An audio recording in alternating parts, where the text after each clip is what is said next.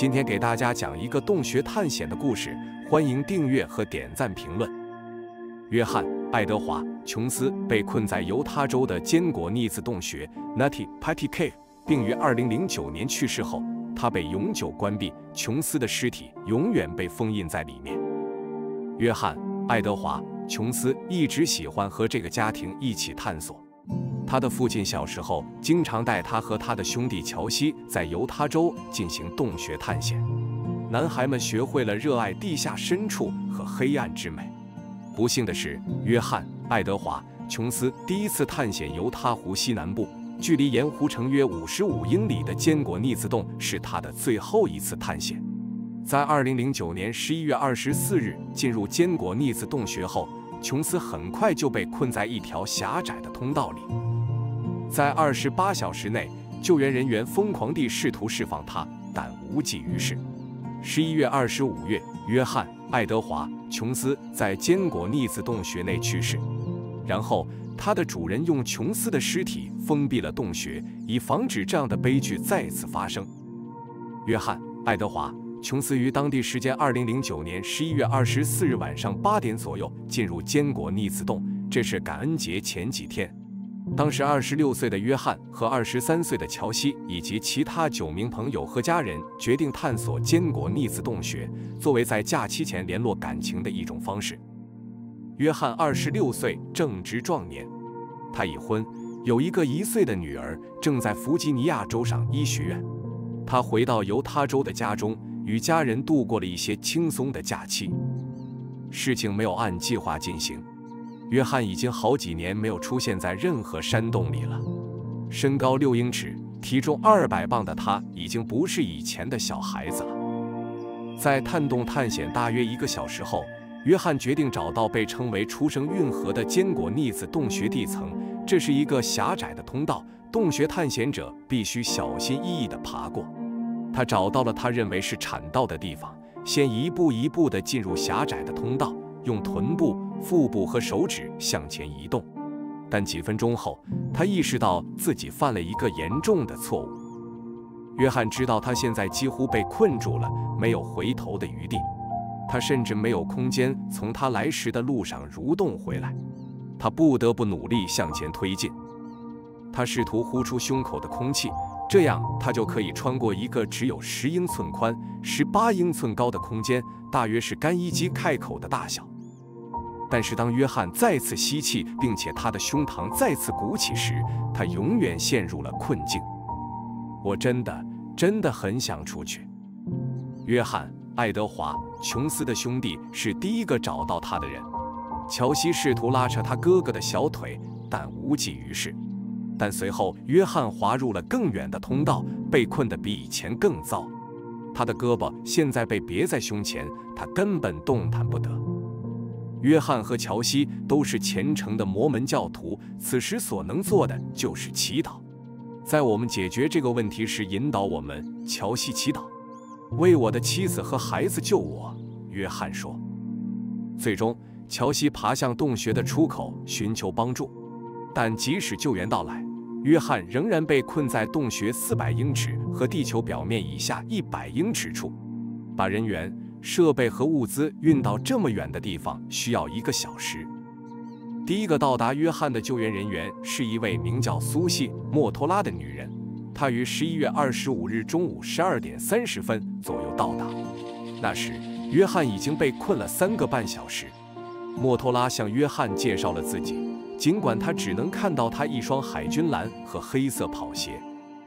嗨，苏茜，谢谢你的到来，约翰说，但我真的很想出去。在接下来的24小时内，100多名救援人员狂热的工作，将约翰·爱德华·琼斯从坚果逆子洞穴深处解救出来。他们最好的计划是使用滑轮和绳索系统，试图将约翰从他危险的紧缩位置中解救出来。现场救援人员之一肖恩·朗迪解释了任何人面临的困难，即使是经验丰富的洞穴探险者，他们进入了坚果逆子洞穴，大多数通道都非常狭窄，甚至在放置警告标志的入口处也是如此。坚果逆子洞内发生的事件。早在2004年，2名童子军在约翰被困的坚果逆自洞的同一地区分别发生事件中几乎丧生。2名童子军在1周内相继被困。在其中一起案件中，救援人员花了14个小时才使用一系列复杂的滑轮解救了一名16岁的侦察兵，他重140磅，身高5英尺7英寸，比约翰小得多。